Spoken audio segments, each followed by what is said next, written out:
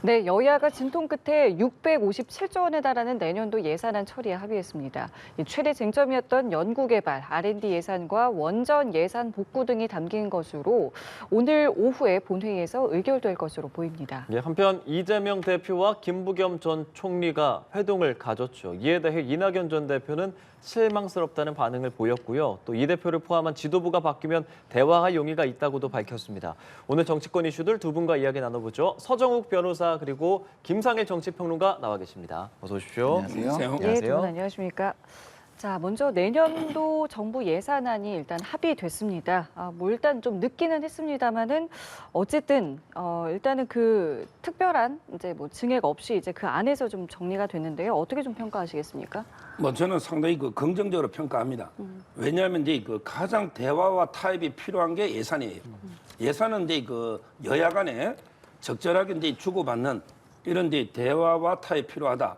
그 점에서 이제 원전 예산이 복원된 거, 이 점은 이제 여당에서 상당히 좋은 일이고, 대신에 이제 야당도 지역 상품권이나 새만금 좀 이게 얻었잖아요. 저는 상당히 균형을 이뤄서 시기는 늦었지만 내용적으로는 이제 긍정적으로 봅니다. 조금씩 주고받고를 했다. 균형을 잘 잡았다라는 예, 편이신데요. 국민들에게 뭐 좋은 모습을 보여준 것 같고요. 여야 입장에서도 모양이 좀 나쁘지 않게 합의가 됐다 이렇게 좀 생각이 듭니다. 단 좀 안타까운 것은 어쨌든 간에 그 헌법에서의 권고적 조항이라고는 하지만 헌법상에 있는 시한을 지키지 못했다는 점은 여야가 계속해서 노력해야 될 앞으로의 과제로 보입니다. 예, 본격적으로 정치권 이야기를 나눠볼 텐데 여당에서 비대위원장 인선 이 얘기부터 해봐야 할 것 같아요. 한동훈 위원장으로 이제 좀 가닥이 잡히는 것이다라는 보도들이 나오는데 맞습니까? 그렇죠. 원래는 이제 원래부터 이 대안이 전혀 없었어요. 지금 이제 총선은요, 이재명 대표가 이제 야당을 이끄는 거예요. 거기에 대항마로는 그에 필적할 만한 지지율을 좀 가진 이런 분이 나와야 되는데, 뭐 한동훈 장관 외에는 나머지들은 이제 거의 지지가 없었거든요. 한동훈 장관은 이제 상당 부분 보수에서는 압도적 1위를 달렸기 때문에 뭐 언급할 여론조사 이게 가치도 없이 압도적으로 1위를 달린 게 분명하잖아요.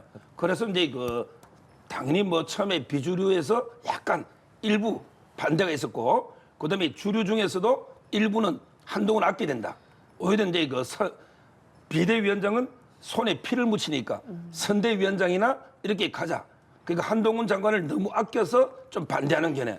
그다음에 비주류 김웅 의원이나 아예 비판하러 반대하는 견해가 일부 있었죠.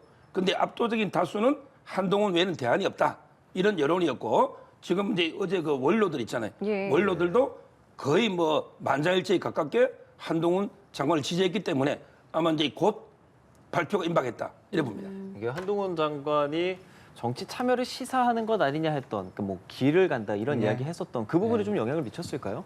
뭐 잘 짜진 각본처럼 좀 보였어요. 그 말 좀 대통령실에서 기획을 하고 뭐 이렇게 좀 여론의 어떤 추이를 좀 살펴보는 과정들을 좀 겪고 거기에서 한동훈 장관이 나와서 방점을 찍는 모습 이렇게 좀 보여서 이게 한동훈 장관의 결단으로 보이지 않고 이게 대통령이 백드롭에 훨씬 더 크게 지금 서 있는 모습 이런 모습으로 보여가지고 좀 안타까웠고요. 한동훈 장관이 굉장히 좋은 제목입니다. 이런 제목이지만 이렇게 너무 급하게 투입을 했을 때에 그걸 다 감당할 수 있기가 쉽지가 않아요. 그 이유는 지금 한동훈 장관이 지지율이 높다고 얘기했는데 그 지지는요, 사실은 대통령의 지지율일 수도 있어요. 그러니까 대통령의 지지자와 한동훈 장관의 고유 지지자를 어떻게 구분할 것입니까? 근데 앞으로 이 혁신을 통해서 여당을 그 총선 승리로 이끌려면 일정 정도의 대통령과의 차별화가 중요하고 수직적 당정 관계를 개선하는 게 중요한데 그 과정 속에서 이 지지자들이 반발을 하게 된다면 그러면은 한동훈 장관이 그것을 어떻게 헤쳐나갈 것인가 저는 굉장히 어려운 일이다 이게 제 과거 그 정치권의 경험으로 보면 그렇게 쉬운 일이 아니다. 그래서 자기의 견해를 확고하게 낼 수 있는 사람은 대부분 자기 지지가 확고한 사람들이에요. 자기 지역구 기반이 확고하다든가 뭐 아니면은 계파가 뭐 확실하게 존재한다든가 이런 사람들인데 지금 한동훈 장관의 계파는 또 이게 대통령의 계파인지 한동훈 장관의 계파인지 또 구분하기가 어렵단 말이죠. 그리고 좀 아까 뭐 보수 지지가 확고하다 그랬는데 그것은 총선에서 또 중도층에게는 좀 안 좋은 느낌으로 다가갈 수도 있는 반감으로 다가갈 수 있는 그런 요소가 될 수도 있어서 이게 과연 좋은가. 그냥 선대위원장 정도로 만약에 발탁을 했다면 뭐 굉장히 큰 역할을 하고 기여를 하고 본인의 부담도 덜어주고 경험도 익힐 수 있고 시간도 좀 주고 여러모로 좋았을 텐데 그리고 야당 입장에서도 그게 더 훨씬 더 아팠을 수 있거든요. 그런데 비대위원장으로 갖다 놓으면 모든 거에 대한 책임 있는 답변을 한동훈 장관이 총대를 메고 해야 되는 상황이 되는 거죠. 그래서 그런 부분에 대해서 저도 애정 어린 비판을 할 수밖에 없는 상황이다 이런 생각이 듭니다. 실제로 어제 상임 고문단 회의에서는 이 한동훈 장관의 이제 추대 찬성에 넘어가서 이제 뭐 한동훈 장관을 12척의 배를 가진 이순신 장군에 비유하는 발언도 나왔는데요. 그 내용 함께 들어보시죠. 임진왜란 때 이순신 장군이 마지막에 등판했죠. 그때 배 12축이 남았어. 그래도 이순신 장군은 그걸 이끌고 임진왜란에서 승리를 했잖아요. 지금 우리 국민의힘 당의 상황이 배 12축이 남아있는 상황과 같아. 이 선거가 몇 달 남지 않는 이 시기에는 배 12축을 한동훈에게 맡겨보자라는 그러한 식의 종지가 되게 모아졌어요.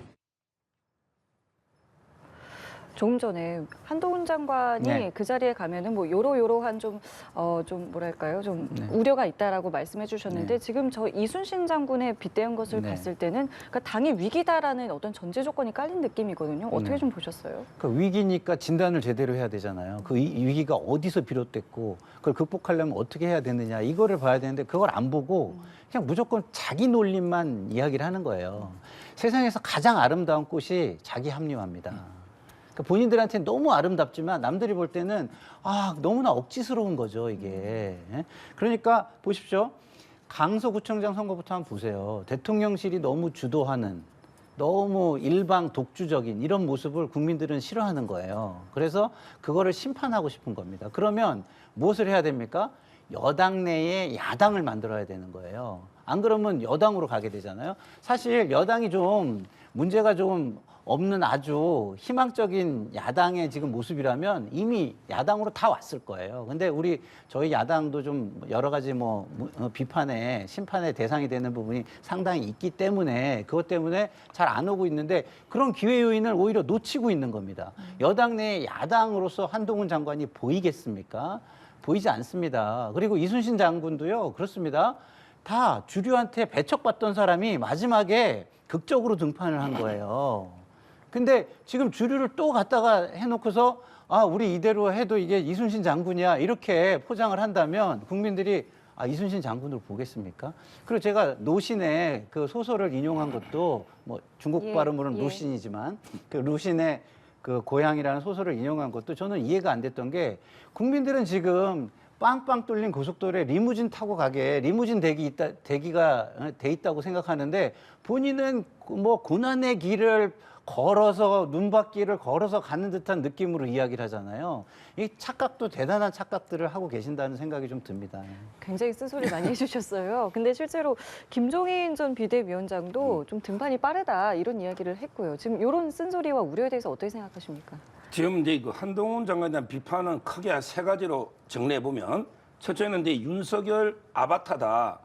그러니까 이제 그 수직 당정 관계 수직된 걸 해소할 수 있느냐. 두 번째는 이제 중도 확장력이 없다. 세 번째는 이제 정치 경험이 거의 없다. 이런 이제 세 가지 비판을 요약하는데 제가 반박을 하면 한동훈 장관은 이제 평생 누구를 맹종해 본 적이 없어요. 오로지 공공선을 추구하면서 공직자 생활을 해왔다. 윤석열 대통령도 거론되는 후보 중에 내한테 가장 말 안 들을 사람이 한동훈이다. 이랬거든요. 원래 대통령한테 쓴 소리는 지지청이 있어야 돼요. 김기현 대표는 못합니다. 왜? 지지청이 없으니까. 한동훈 장관은 확고한 지지청이 있어요. 대통령한테 쓴소리 할 수 있어요. 대통령도 한동훈은 어떻게 마음대로 못합니다. 대통령보다 인기가 더 좋은 면도 있어요. 일부는. 따라서 저는 아바타라는 건 말이 안 되고 두 번째는 이제 그 중도 확장력인데 정치는 상대적인 거예요. 이재명 대표가 중도 확장이 있느냐 아니면 한동훈이 있느냐. 어떻게 당군 일의 최대 범죄 혐의자, 위선자 이런 이재명 대표가 중도 확장력이 있습니까? 저는 조선제일검 한동훈 장관이 훨씬 더 이재명 대표보다 중도에 확장력이 있다. 이렇게 저는 평가하고요. 마지막으로 정치 경험인데요. 제가 바둑을 40년 배웠는데 지금 상급입니다. 그런데 신진선한 우수한 애들은 6개월만 하면 프로 입문합니다. 오래 한 게 장점이 아니에요. 정치 학습 능력이 뛰어납니다. 한동훈 장관 2년 동안 국회에서 민주당 의원들 박살냈잖아요. 정치 학습 능력이 상당히 뛰어나다. 정치판에서 몇십 년 굴러못해서 다 지지받습니까? 저는 오히려 지금은 기존의 정치판을 확 뒤집어야 된다. 오히려 정치 신인이 저는 이렇게 보기 때문에 한동훈 장관에 대한 세 가지 비판은 저는 오히려 반론으로 제가 대신하는 겁니다. 네. 강한 지적 그리고 그에 대한 강한 반론까지 들었는데 네. 그렇다면 그 외에 이게 김건희 여사 특검법 뭐 이런 부분에 대해서 이야기가 나오게 된다면 한동훈 장관이 어떤 식으로 그 시험대를 넘어가야 한다고 보세요? 제 개인적인 생각은요. 이거는 이제 말도 안 되는 악법입니다. 지금 개인적으로는 예. 따라서 이게 저는 단호하게 거부권을 행사해야 된다. 그리고 이게 다시 재결하면 다시 이제 3분의 2가 안 되니까 이게 제 개인적인 생각인데 예. 문제는 한동훈 장관이 비대위원장이 되면 조금 이게 정치력을 발휘할 필요는 있어요. 왜 그러냐면 이게 국민의 상당수 60, 70% 이상이 또 이게 특검법을 원하는 사람도 있기 때문에 그러면 어떻게 저는 돌파하느냐? 바로 이제 그 독소 조항을 제거하고 총선 이후에 논의하자. 이러면 되는 거예요. 거부권 이후에 그러니까 수정안이 만들어져야 된다는 말씀이신 거죠? 그러니까 이번에는 그게 안 되지만 예. 저는 민주당과 협의를 통해서 왜 이미 12년 된 사건입니다. 주가 조작 사건이. 근데 한 4, 5개월 늦어진다고 진상규명이 안 됩니까? 왜 굳이 12년이 된 사건을 굳이 총선 앞두고 4, 5개월 요때 딱 규명해야 됩니까? 그냥 우리 진실을 규명하자. 법 앞에 누구도 예의도 없다.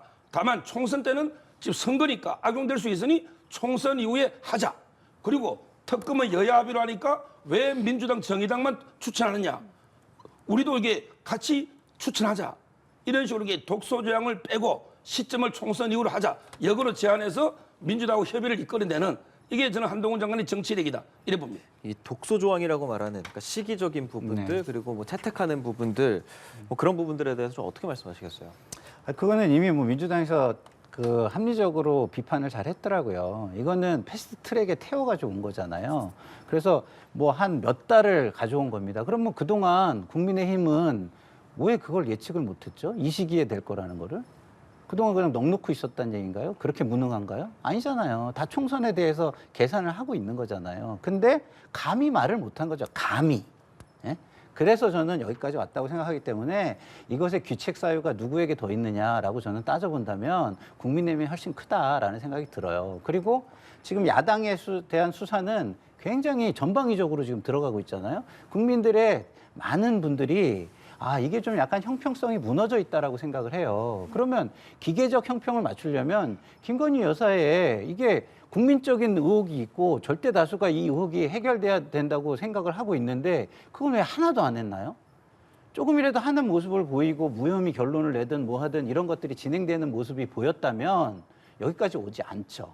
특검법을 내기도 힘들죠. 왜? 명분이 별로 없으니까. 아무것도 안 하고 캐비넷에 그냥 처박아 두니까 이것을 특검이라도 해야 되겠다는 게 명분을 얻은 겁니다. 근데 물론 많은 법조인들이 이런 얘기를 해요. 이거 해봐야 결론은 그렇게 뭐 유죄를 찾아내기가 쉽지 않을 수 있을 거다라고 얘기를 해요. 그러면은 그렇게 주변의 평가도 있는데 왜 빨리 안 했냐 이거예요. 국민의힘이. 빨리 해서 해소해버리지 이거를. 예? 이재명 대표한테도 뭐라고 얘기했습니까? 그렇게 당당한데 왜 법원 안 가고 왜 수사 안 받으려고 하고 왜 불체포 특권을 활용하냐 이렇게 비판했잖아요. 그럼 똑같은 얘기를 본인들한테 대놓고 한번 해보면 모든 답이 다 있는데 자기들한테만 그게 통용되지 않는다고 생각하는 그 모습 거기서부터 문제가 있다. 저는 이렇게 생각합니다. 그럼 한동훈 장관 이제 비대위원장이 된다면 정말로 이제 요걸 어떻게든 풀어가야 되는 거잖아요. 어떻게 갈 거라고 보세요? 제가 뭐 지난번 이 자리에서도 뭐 말씀을 드렸는데 저는 이렇게 생각을 해요.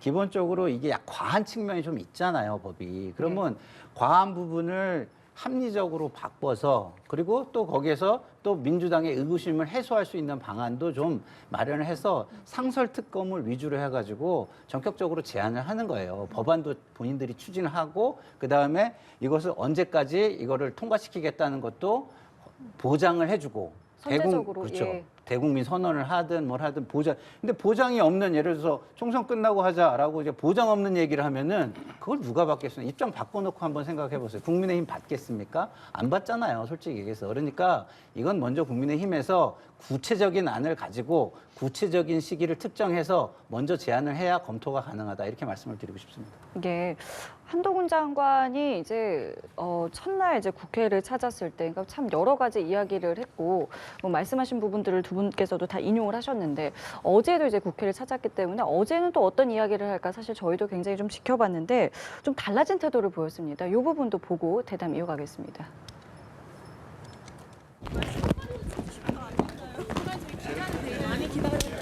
마음이 좀 격해져가지고 처음에는 막 부담되어 얘기해줬는데 이제는 안 그럴 수 있을 것 같아요. 그럼 오늘은 따로 이렇게 얘기 안 안 하신다고? 이게 지금 흔들리는 카메라에서도 느껴지듯이 어제 굉장히 상황이 좀 급박했어요. 저희 시간에 사실 이 부분을 보여드렸는데 기자들이 이렇게 준비를 하고 있었는데 특별한 말을 안 하고 쓱 들어가니까 이제 기자들이 막 따라간 부분을 지금 저희가 보여드린 겁니다. 사실 한동훈 장관 굉장히 카메라 앞에서 많은 이야기들을 그동안은 좀 보여줬다고 생각을 했는데 달라진 태도 어떻게 좀 해석하고 계시는지요? 제가 이제 그 한동훈 장관은 검사 시절부터 잘 압니다. 예. 이분이 그 차장 검사 중앙지검 할 때 제가 이제 이명박 대통령 측의 변호인으로도 활동했기 때문에 그때도 이제 언론을 많이 차장이 원래 언론 담당하거든요. 근데 그때도 옛날에도 기자가 물으면 거의 빼지 않고 이게 다 브리핑하거나 답변하는 이게 원래 한동훈 스타일인데 네. 아마 이제 이제는 근데 비대위원장은요 말 한마디가 이제 천금보다 무거워야 됩니다. 또 일부 비판자들은 왜 장관이 너무 야당을 자극하는 발언을 이게 너무 많이 하는 거 아니냐. 일일이 반박하면서 야당 의원들에게 모욕을 주고 이게 또 바람직하냐. 이런 이제 그 일부의 비판도 있었거든요. 그래서 아마 이제 그 이제는 말의 무게가 달라진 거죠. 검사 한동훈, 그다음에 장관 한동훈, 이제 비대위원장 한동훈은 완전히 달라진 거예요. 따라서 말을 좀 이게 아끼고 신중하게 하기 위해서 아마 이제 그 어제 처음으로 이런 모습을 저도 보니까 앞으로 이게 좀 더 신중하게 은행을 하겠다. 이런 저는 각오로 이렇게 읽힙니다. 더 좋다고 보세요? 달라진 모습이? 아니요, 저는 더 좋다고 생각하지 않고요. 무게가 달라졌다는 말에 저는 동의합니다. 무게가 달라지면 불편해지죠. 권력이 커지면 질문이 불편해집니다. 그러나 권력자가 그 불편함을 자꾸 거절하고 편하려고 하면은요, 누가 불편해지냐면 기자분들이 일단 불편해지고요. 그 다음에 국민들이 불편해집니다. 그래서 권력자가 불편한 세상이 민생이 편한 세상이다. 국민이 편한 세상이다. 저는 이런 말씀을 자주 드리고 있고요. 지금 저 모습은 기본적으로 대통령이 처음에 도어 스태핑을 하시다가 불편해지니까 안 한 모습을 떠올리게 해요. 저는 본인이 불편해도 대답을 해야 된다고 생각합니다. 책임 있는 대답을. 그 얘기는 권력이 커졌기 때문에 책임도 더 많이 져야 되는 거기 때문에 그것은 의무이기도 합니다. 그리고 아까 뭐 예전에 뭐 그 한동훈 장관이 기자 앞에서 브리핑을 많이 했다 이런 얘기를 하는데 그건 저는 너무 당연하다고 생각해요. 왜냐하면 관료는요 기본적으로 국민보다는 강자지만 정치인들보다는 약자예요. 그렇기 때문에 오히려 언론을 활용할 수 있는 공간이 훨씬 넓습니다. 그래서 우리 국민들이 정치인들은 관료들보다 훨씬 안 좋게 보잖아요. 근데 그리고 정치인들의 갑질을 시원하게 대응하는 거를 언론을 통해서 보여주면 그게 얼마나 좋겠어요. 근데 지금 이제 한동훈 장관은 더 이상 약자가 아니다. 여당의 대표가 될 사람이다. 그런 측면에서 볼 때 저는 저런 불편함을 감수하는 모습을 보여줄 때 오히려 더 권력이 커졌는데도 더 겸손하려고 노력하네 이렇게 보여질 것이다라고 생각합니다. 정치인 한동훈은 어떤 모습이 될 것이냐에 대해서 굉장히 많은 언론들이 이제 뭐 굉장히 많은 과거의 사례들을 이제 가지고 와가지고 이야기를 하던데 개인적으로 어떤 모습들을 좀 참조하면 좋을 것 같다고 생각을 하세요? 저는 상당히 그 한동훈 장관이 정치인으로서 네. 아주 이제 성공적으로 변신할 것 같아요. 워낙 이제 어느 분야든지 학습 능력이 상당히 뛰어나고요. 저는 아마 이런 모습을 보여줄 것 같아요. 지금 이제 그 큰 방향 한동훈표 혁신 정치판 개혁 어젠다는 뭐냐? 이거는 이제 이미 인요한 위원장이요. 상당히 좀 밑바탕을 깔아놨습니다. 저는 인요한 혁신이가 나름대로 큰 방향은 잘 제시했다. 이걸 한동훈 장관이 이제 좀 더 구체적으로 완성시키는. 예를 들어 첫째, 국회의원의 특권을 모두 내려놓겠다. 한동훈 장관 할 수 있습니다. 국회의원의 특권. 왜 한동훈 장관은 그런 특권에 익숙한 세대가 아니에요. 73년생입니다.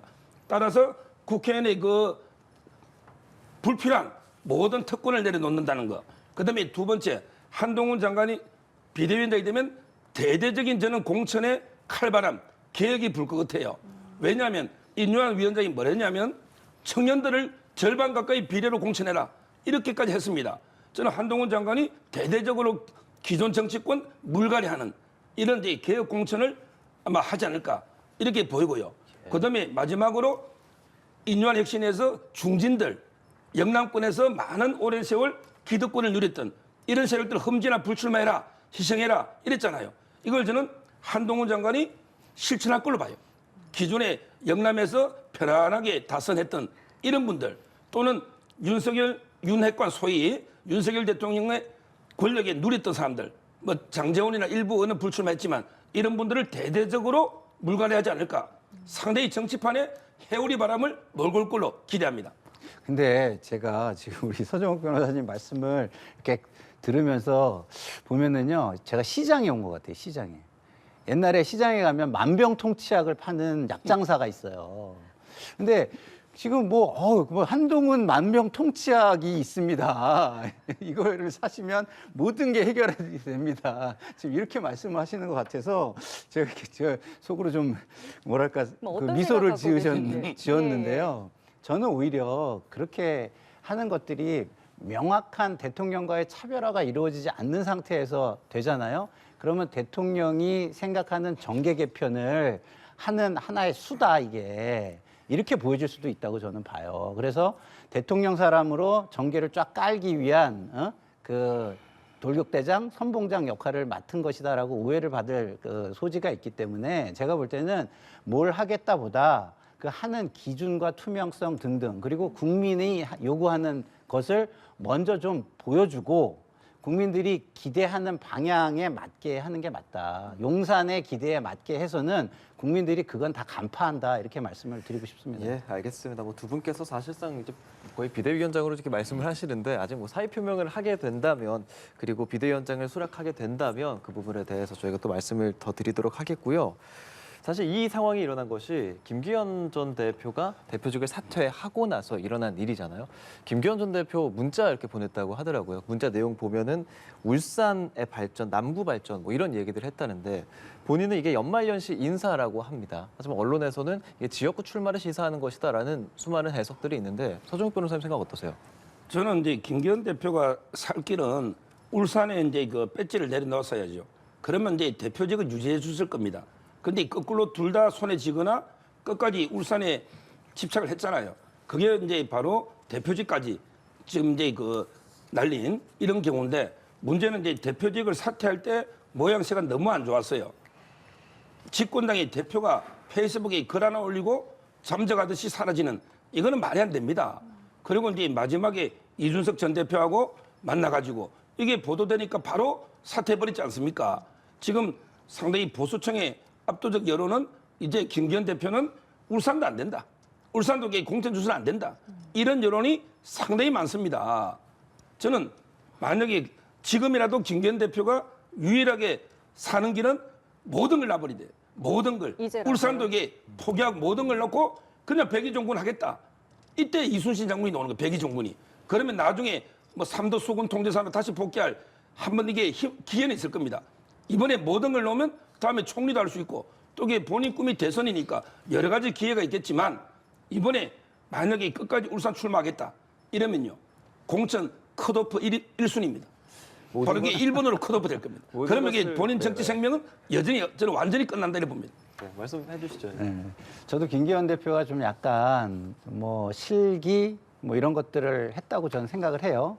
그렇지만 지금 서정우 우리 변호사님 말씀을 들으면서 아, 대통령 주변에 계신 분들은 정말 말조심을 해야 되겠구나 이거 다시 느낍니다. 우리 대통령하고 굉장히 가까우신 분 아니겠습니까? 그런데 뭐라고 얘기하냐면 김기현 대표를 그래서 날렸다. 예? 뭐 만약에 말을 불출마만 좀 하라고 했을 때 했으면은 대표직은 유지해줬을 것이다. 이런 표현이 지금 들어간단 말이에요. 예? 얼마 전에 박성민 지금 그 의원이 지역구 행사에서 대통령이 11시에도 전화하고 뭐 잠을 못 자게 할 정도로 전화를 많이 하고 뭐 이러면서 그런 얘기를 해가지고 대통령한테 엄청 부담을 줬거든요. 그래서 우리 서정욱 변호사님도 이런 말씀은 저는 좀 안 좋은 것 같아요. 예?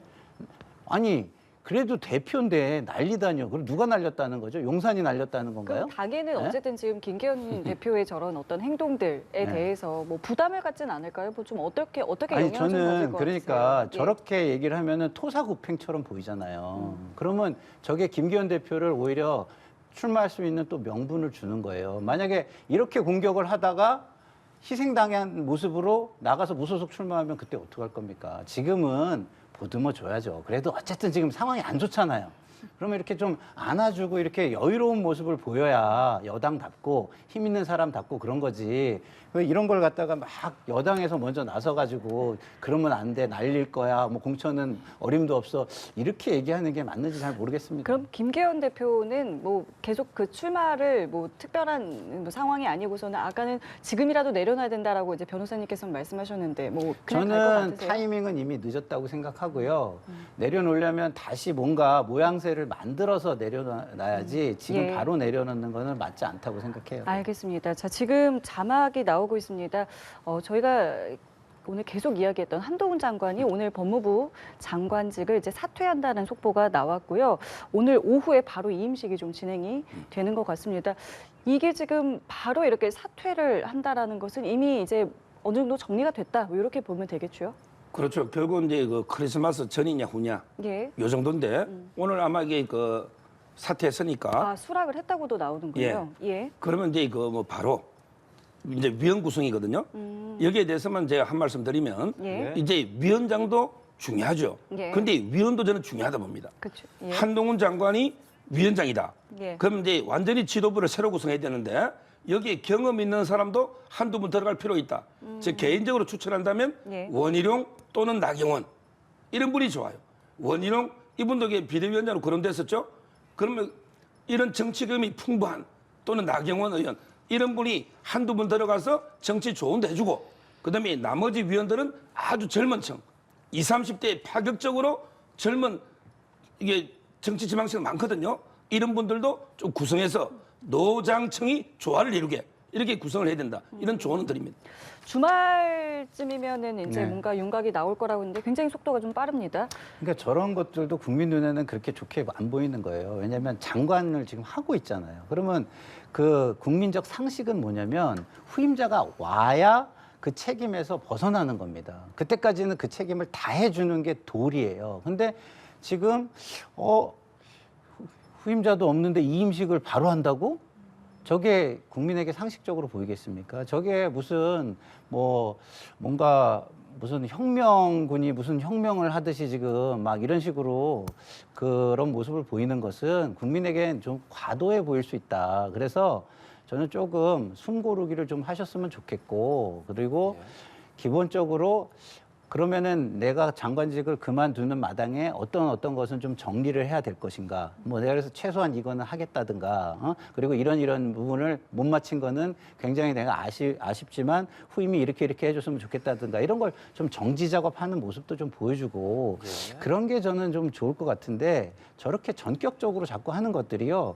황태자 느낌을 자꾸 준다. 이런 면에서 저는 별로 좋아 보이지 않습니다. 한동훈 법무부 장관이 이제 비대위원장, 국민의힘의 비대위원장직을 수락하고 그리고 본인의 장관직은 내려놓는다라는 내용인데 그렇다면 이제 비대위원장으로서 이제 나서겠다라고 하고 기자들을 만나게 될 거거든요. 어떤 입장 낼까요? 뭐 지금 이제 뭐 이미 입장이 저는 거의 다 놓았다 봅니다. 며칠 전에 이번에 그 본인도 이게 아까 루신 이야기도 했지만 세기를 이제 그 낼 텐데 여러 사람과 이제 그 함께 갈 텐데 저는 큰 방향은 이제 고민할 것 같아요. 통합으로 관계 갈 건가? 아니면 이제 완전히 물갈이 개혁으로 갈 거냐? 지금 일각에서는 한동훈 장관이 통합으로 가서 김기현 대표도 껴안고 그다음에 이준석 전 대표도 만나서 껴안고 뭐 이런 행보를 보일 거라는 견해가 있고 그다음에 또 일부에서는 과감하게 그냥 물갈이 완전히 판을 뒤엎어버려야 된다. 이런 이제 두 가지 입장이 있는데 제가 보는 한동훈은요 후자 길을 갈 것 같아요. 후자. 그러니까 완전히 뒤엎어버립니다. 이준석 대표는 도려내야 됩니다. 그 보수에 도려내야 돼요. 그거는. 그다음에 김기현 대표도 컷오프 정리해야 된다. 필요하면. 나머지도 이게 물갈이를 대포해야 된다. 그래서 판을 완전히 바꿔야 돼요. 아까 12척의 배인데 12명의 의원만 있어도 됩니다. 지금 110명 다 필요 없어요. 근데 12명 일 잘하는 사람 있어도 판을 바꿀 수 있거든요. 저는 과감하게 물갈이로 가야 된다. 이게 포용, 어설프게 통합 이러다가야 죽동합도 안 되는 완전히 한동훈 정치는 기존의 정치와는 완전히 다르다. 이런 큰 충격파를 몰고 있는 이래 봅니다. 예, 지금 말씀 중에 조금 추가로 들어온 내용이 있어서 좀 전해드리겠습니다. 일단은 전해드린 것처럼 한동훈 장관이 국민의힘 비대위원장직을 수락한 것으로 전해졌는데요. 오늘 오전에 국민의힘 윤재욱 대표 권한대행 겸 원내대표를 만났고요. 여기서 이제 비대위원장직을 이제 받아들였다고 전해지고 있습니다. 그리고 오늘 오후에 이제 정부 과천청사에서 이임식도 진행될 예정이라고 하는데요. 지금 계속해서 좀 속보가 나오고 있는 상황인데요. 전에 들어오는 소식들이 있으면 좀 전해드리겠고요. 지금 말씀하신 것처럼 이제 무언가 이제 다시 이제 구성을 해서 이제 시작을 해야 됩니다. 네. 그 함께하는 사람들 이제 비대위원들일 네. 텐데 네. 아까 뭐 면면에 대해서 좀 말씀을 해주셨는데 네. 뭐 개인적으로 어떤 생각하고 계세요? 뭐 면면이 어쨌든 나쁘지는 않아요. 그렇지만 그 면면에 나쁘지 않은 분들이 들어와서 역할을 하게끔 해줄 수 있느냐가 중요한 거 아니겠습니까?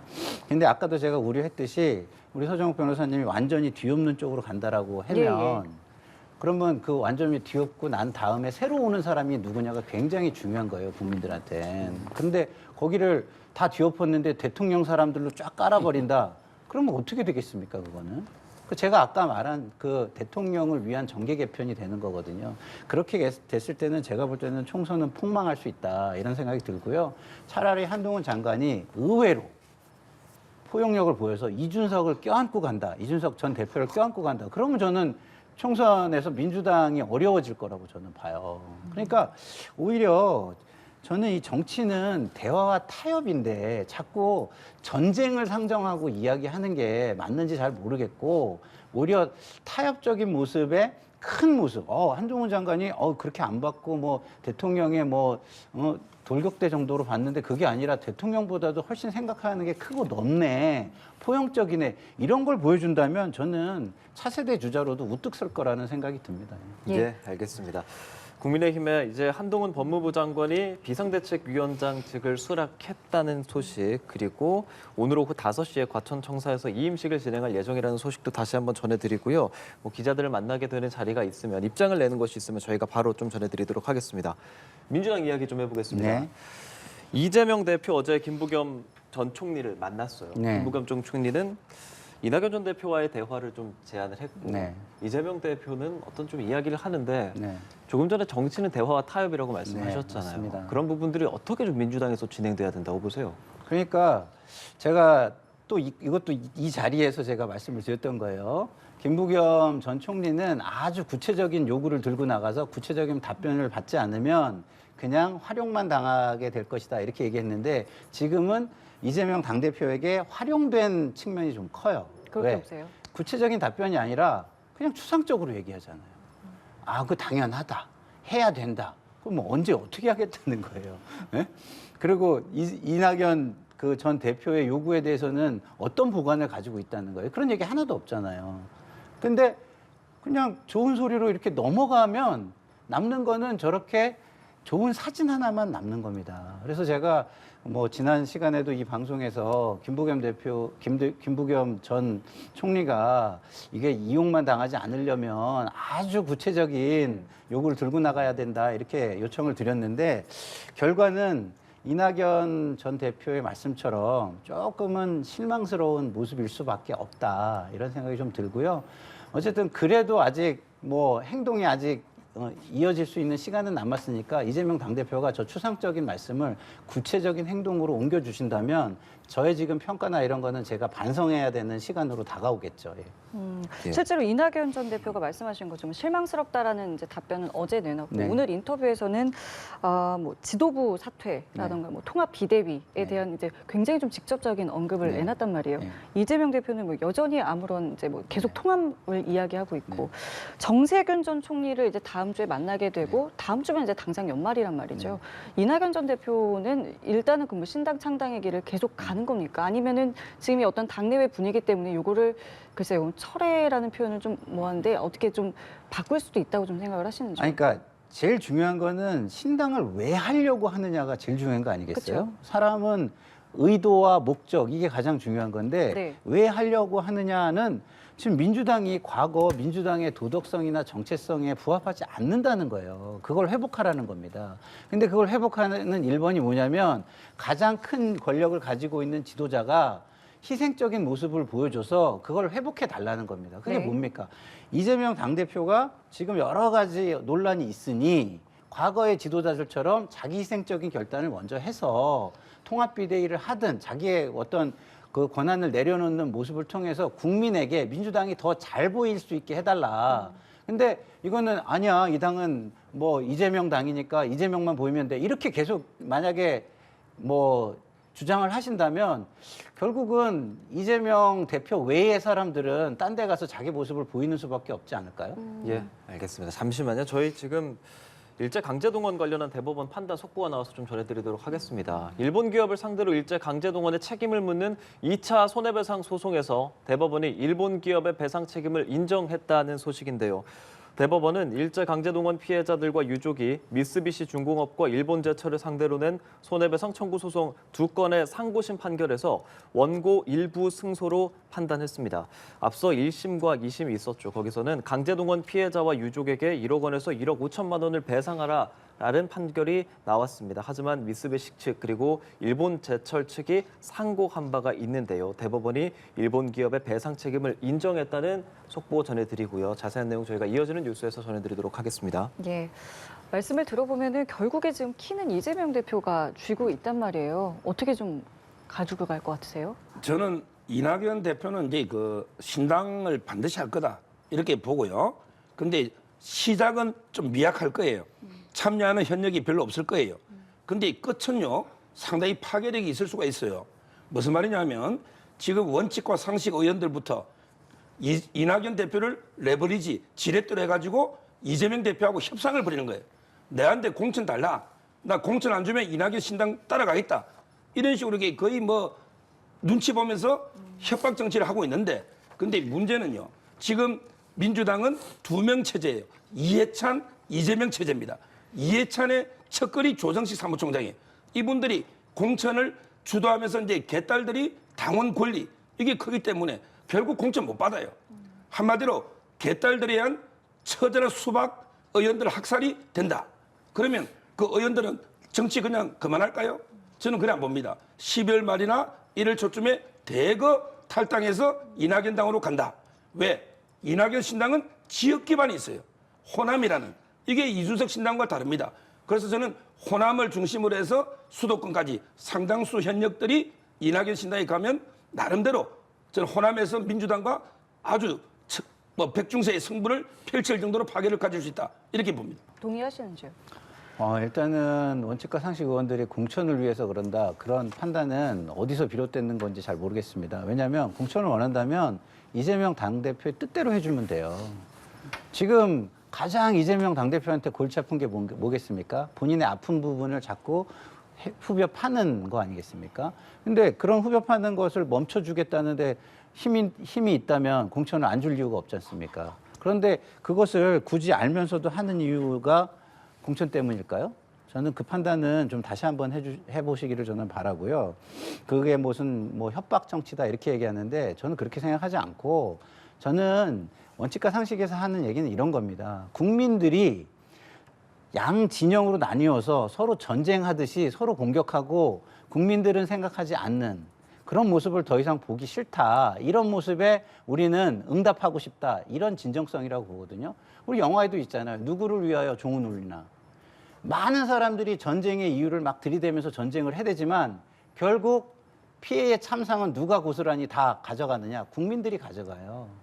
예? 그러면 그게 국민을 위해서 종을 울리는 거 맞습니까? 아니잖아요. 그런 측면에서 볼 때 저는 이 원칙과 상식의 고민을 좀 더 깊게 좀 생각하고 토론할 때 본질에 대해서 이야기해 주시면 좋겠다라는 제 생각이 좀 들고요. 그래서 지금 신당과 관련된 뭐 여론조사 많이 나오고 있습니다. 그런 것들을 좀 보시면 알겠지만 계속해서 높아지고 있어요. 그 지지도 내지는 우호도 이게 높아지고 있는데 이런 부분은 양 정당에서 좀 깊게 생각해야 될 부분이다. 좀 국민의힘에서도 이준석 뭐 전 대표에 대해서 그냥 저렇게 날려야 된다 이렇게 생각하지 마시고 이준석 대표가 정치적인 실체가 있어요. 어쨌든 다음 차세대를 대표하는 가장 선두주자 정치인인 것은 사실인 겁니다. 그런 부분을 좀 끌어안을 생각을 하면 민주당도 그거에 긴장해서 좀 잘할 수 있는 잘하기 경쟁으로 나서지 않을까 이런 생각이 듭니다. 예. 또 논란이 되는 부분 좀 잠시 여쭤볼게요. 민영배 의원은 국민의힘은 불임정당이다. 이 표현을 썼다가 삭제했고요. 또 이준석 전 대표는 인터넷 방송에서 안철수 의원에게 좀 욕설을 냈다가 사과하는 일이 있었습니다. 좀 평론 좀 듣고 싶은데요. 지금 이제 그 민영배 의원 뭐 이거는 본인이 지웠다는 거는 본인도 이게 부적절한 걸 알 거고요. 그런데 문제는 이게 처음이 아니에요. 최강욱 의원도 이제 암캐 또는 이제 남영희 부원장도 동조하는 발언을 했죠. 저는 이 발언도 문제지만 여기에 대처하는 민주당의 태도가 더 문제다 봅니다. 최강욱 의원 암컷 발언에 6개월 당원권 정지했을 거예요. 그런데 이미 집행유예를 받아서 7년간 출마도 못하는 분이 6개월 당원권 정지가 징계입니까? 이 정도면 이게 영구제명시켜야죠. 그다음에 남영희 부원장직만 사퇴했죠. 공천 적격자로 아마 제가 통과된 걸로 알고 있거든요. 이게 말이 됩니까? 통과됐잖아요. 그러면 공천 적격 심사에 막말을 반영하겠다 했잖아요. 막말 여부. 근데 왜 통과시키는 겁니까? 이것도 저는 심각한 게 민주당의 문제고요. 그다음에 이준석 전 대표 이게 뭡니까? 나름대로 이게 JTBC 물론 이게 유튜브라도 이게 방송입니다. 방송에서 이렇게 자제를 못하고 이런 쌍욕을 하는 제가 이재명 대표가 형수한테 쌍욕하는 거 들은 그 이후에 진짜 심한 쌍욕이에요. 이런 정치인들 있잖아요. 형수한테 쌍욕하거나 또는 이게 안철수 대표한테 쌍욕하거나 이런 정치인은 영구 퇴출시켜야 됩니다. 정치는 언어의 언어, 품격, 언어로 하는 예술입니다. 이런 저는 정말 부적절하다. 물론 이준석 대표가 사과하는 것도 제가 처음 봤지만 사과로 끝낼 문제는 아니다. 이래 봅니다. 예. 네, 뭐 서정욱 그 변호사가 지적한 부분을 민주당이 아프게 받아야 돼요. 윤리심판원이 있는데 민주당의 윤리심판원이 국민의힘의 윤리위원회보다 작동을 못하고 있다는 부분에 동의합니다. 그런 부분을 경쟁적으로 더 잘 작동을 시켜야 국민의 지지를 받을 것이라고 보고요. 자, 지도층과 특권층은요, 국민에게 모범을 보여야 할 의무가 있다고 저는 생각합니다. 그래야지 자꾸 본인만 편하게 하고 다른 사람들을 불편하게 하는 거는 전 아니라고 생각하거든요. 일례를 들어서 제가 여기 연합뉴스에 방송 출연하러 오는데 차가 막혀요. 차가 막히는데 막 앞에서 차들이 막 끼어듭니다. 그러면 지금 정치권이나 이런 사람들이 하는 게 딱 이런 모습이에요. 자기 편하고 자기 이익을 위해서 막 남들 앞에 끼어드는 거예요. 그럼 저는 되게 고민이 되는 거예요. 아, 이 방송 내가 시간 맞춰 갈 수 있을까? 아니면 작가님한테 전화해서 저 늦을지도 몰라요라고 이걸 하고서 이걸 해야 되나? 아니면 아 그래도 방송에 출연하는 게 중요하니까 나도 저런 나쁜 짓을 해가지고 편하게 껴들기를 해야 되나? 굉장히 고민이 많은데 이게 지금 국민의 모습입니다. 정치권을 바라보고 있는 국민의 모습이 이런 실정이다라는 거를 저는 꼭 말씀을 드리고 싶고 서정욱 변호사의 지금 이런 지적을 받지 않도록 민주당이 좀 더 노력해 줬으면 좋겠다 이런 생각이 듭니다. 예, 알겠습니다. 오늘 두 분 말씀 저희 여기까지 함께하겠습니다. 지금까지 서정욱 변호사, 김상일 정치평론가였습니다. 감사합니다. 고맙습니다. 고맙습니다.